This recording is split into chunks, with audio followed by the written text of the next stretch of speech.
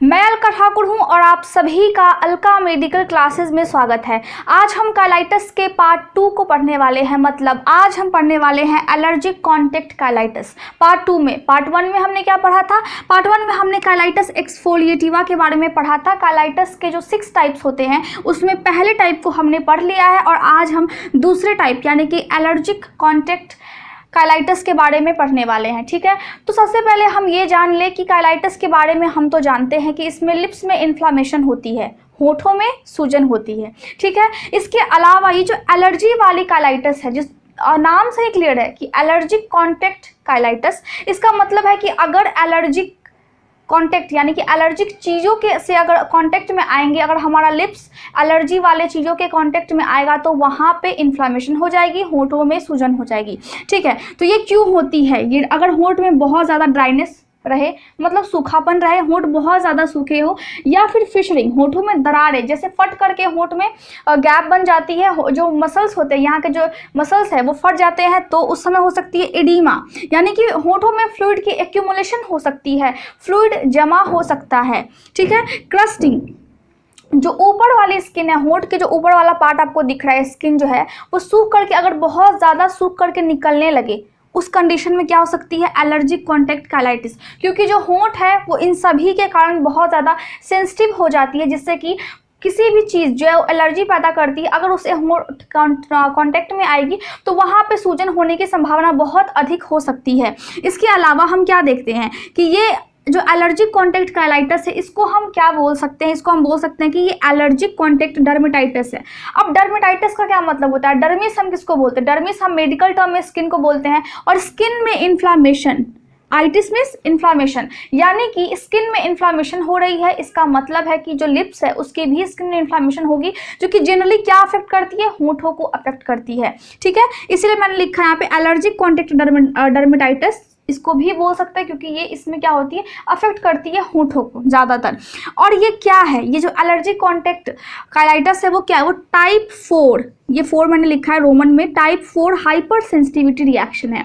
अब आप सोच रहे होंगे कि हाइपर सेंसिटिविटी क्या है? हाइपर सेंसिटिविटी का मतलब होता है, जैसे मैं आपको एग्जाम्पल दूँ कि अगर आप धूप में निकलते हैं और आपकी स्किन धूप से सेंसिटिव है तो क्या होती है? लाल हो जाती है, रैशेस पड़ जाते हैं, या फिर उस पर छोटे छोटे दाना निकलना स्टार्ट हो जाता है। ठीक है, उसको बोलते हैं हम सेंसिटिव।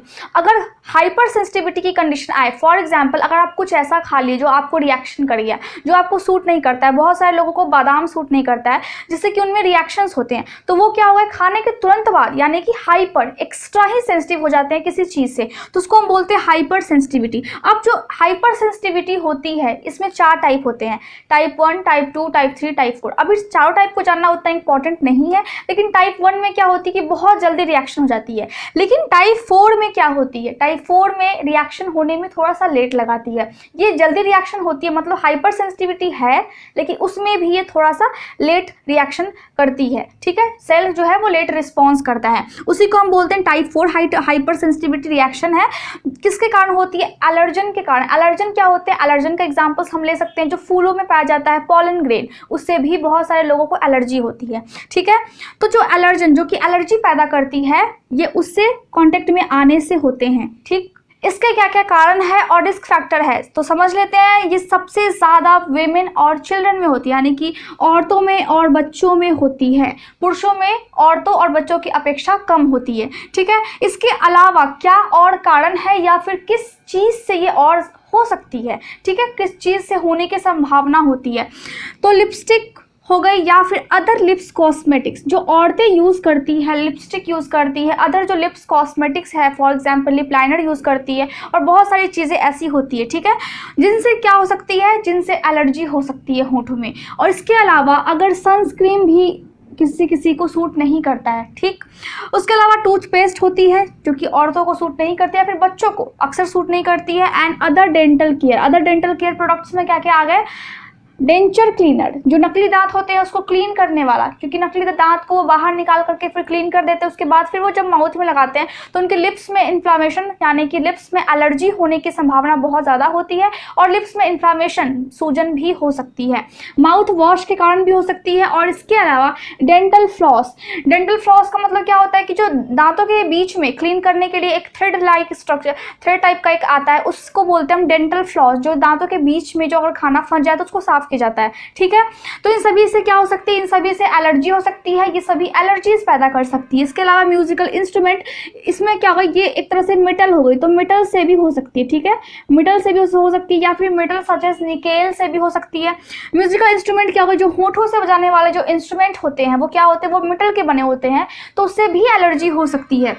फूड से हो सकती है, खाने से हो सकती है, कुछ दवाइयों से हो सकती है, या फिर नेल वर्निशेस से हो सकती है। नेल वर्निशेस का क्या मतलब है, नेल पॉलिश जो औरतें यूज़ करती है। रबर ग्लव्स, जो ग्लव्स पहन करके काम करते हैं हम, उससे भी हो सकती है, अगर वो कांटेक्ट में आए लिप के तो उससे होने की संभावना बहुत बढ़ जाती है। प्रिजर्वेटिव, जो खाने में रखा जाता है प्रिजर्वेटिव, उससे भी हो सकती है। और प्रिजर्वेटिव कहाँ रखा जाता है, जिस खाने को बहुत लंबे समय तक स्टोर करके रखना है उसमें क्या मिलाते हैं, उसमें हम प्रिजर्वेटिव मिलाते हैं ताकि वो ख़राब ना हो जल्दी, ठीक है। तो कुछ प्रिजर्वेटिव से भी एलर्जी हो सकती है। इसके साइन और सिम्टम्स क्या होते हैं, साइन और सिम्टम्स को हम क्या बोलते हैं, मैंने आपको बार बार बताया है कि साइन एंड सिम्टम्स को हम क्लिनिकल मैनिफेस्टेशन बोलते हैं, ठीक है।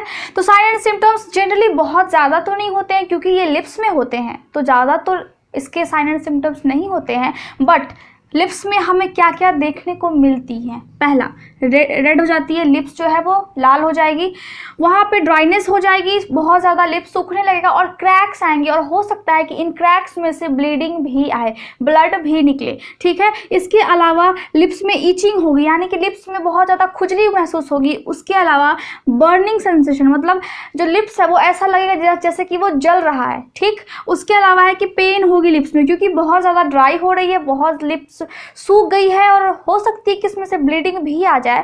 तो उस टाइम में क्या होगी कि पेशेंट को बहुत ज़्यादा लिप्स में दर्द महसूस होगी, ठीक है। या फिर लिप्स आपकी पिगमेंटेड भी हो सकती है, मीन्स काले काले डॉट भी हो सकते हैं लिप्स में, अगर ये बहुत सीवियर पहुंच जाए उस कंडीशन में, ठीक है। तो ये कुछ साइन एंड सिम्टम्स हैं और ये जनरली पूरे दो जो लिप्स होती है उसके पूरे स्किन पे होती है। और ये अंदर वाले जो ओरल म्यूकोजा है, यहाँ पे अंदर वाले जो लिप्स के अंदर वाली जो लेयर है उसको हम बोलते हैं म्यूकोजा की बनी होती है, ठीक है, हमारी ओरल कैविटी। तो अंदर में इन्फेक्शन तो जनरली नहीं पहुंचती है लेकिन पहुंच सकती है, इसीलिए ट्रीटमेंट करवाना बहुत ज़्यादा इंपॉर्टेंट है। अब इलाज में हम क्या क्या कर सकते हैं और क्या क्या हम प्रिकॉशंस भी ले सकते हैं। पहला कि एलर्जी यानी कि एलर्जन को अवॉइड करना ही सबसे बेस्ट आइडिया है, क्योंकि जिस चीज़ से आपको एलर्जी है, जिस चीज़ से आपके लिप्स में इन्फ्लामेशन हो रही है, उस चीज़ से आपको बच करके ही रहना है, क्योंकि ये जनरली क्या होती है, ठीक नहीं होती है और जब ठीक होने में बहुत ज़्यादा टाइम लेती है, ठीक है। दूसरा हम क्या कर सकते हैं, जो वीमेंस है जिनमें हो जाती है वो ऑर्गेनिक मेकअप लिप्स के लिए और फेस के लिए ऑर्गेनिक मेकअप यूज़ कर सकती है ताकि जो एलर्जीज़ है वो ना हो। पेट्रोलियम जेली यूज़ कर सकते हैं, अगर ये जो क्रैक्स है या फिर ड्राइनेस है उस समय हो गई है तो हम वहाँ पे पेट्रोलियम जेली यूज़ करके उसको हम मॉइस्चराइज कर सकते हैं ताकि थोड़ी सी आपको रिलीफ मिल सके। इसके अलावा कॉर्टिकोस्टेरॉइड्स हम दे सकते हैं, ऑइंटमेंट्स यूज़ कर सकते हैं, क्योंकि ये क्या करती है, सूजन को थोड़ा सा कम करती है जिससे पेशेंट को रिलीफ मिलती है। इसके अलावा एंटीहिस्टामिन्स भी डॉक्टर्स प्रिस्क्राइब करते हैं, क्यों, क्योंकि जो एंटीहिस्टामिन्स कब देते हैं, जब एलर्जीज के कंडीशंस होती है तब। और एंटीहिस्टामिन्स क्या करती है, टेंडर मीन्स होंठ जो है बहुत ज़्यादा सॉफ्ट हो जाती है, मीन्स फुल करके सॉफ्ट हो जाती है, मतलब एक तरह से बोली कि होंठों में सूजन आने के बाद वो कुछ ज़्यादा ही सॉफ्ट हो जाती है, तो उससे रिलीफ मिल जाती है। फिर जो सूजन है उसको कम करती है, या फिर जो अगर ईची लिप्स है तो उसको थोड़ा सा कम करती है जिससे कि पेशेंट को रिलीफ मिलती है, पेशेंट को आराम मिलती है। तो आज हमने समझ लिया कि ये क्या होती है, इसके सिम्टम्स क्या होती है और क्या क्या कंडीशंस आती है पार्ट 2 में। पार्ट 3 में हम इसके अगले वाले टाइप्स को देखेंगे। आज के लिए बस इतना ही। Thank you so much for watching my video. अगर आपको अच्छा लगा हो तो आप इसे लाइक, शेयर और सब्सक्राइब ज़रूर करें, या फिर आपको कोई अदर भी नॉलेज है इस टॉपिक के बारे में तो आप मुझे कॉमेंट्स करके बता सकते हैं। Thank you so much.